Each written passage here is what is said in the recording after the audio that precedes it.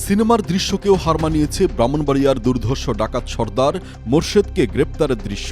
শুক্রবার রাত 12:30টায় গোপন সংবাদের ভিত্তিতে বিজয়নগর থানার ইসলামপুর পুলিশ ফাঁড়ির সদস্যরা ডাকাত সর্দার মোরশেদকে গ্রেপ্তারে অভিযান চালায়। পুলিশের উপস্থিতি টের পেয়ে ডাকাতি মামলার আসামি মোরশেদ ধানক্ষেত দিয়ে দৌড়ে পালানোর চেষ্টা করে। এ সময় পুলিশ সদস্যরাও তাকে ধরতে কাদা পানিযুক্ত ধানক্ষেতে নেমে পড়েন এবং ঘেরাও করে আটক করতে সক্ষম হন। রাতের অন্ধকারে কাদামাটিতে প্রতিটি পুলিশ সদস্যের পুরো শরীর ভিজে যায়। আসামি মোরশেদেরও বেহাল দশা হয়ে পড়ে।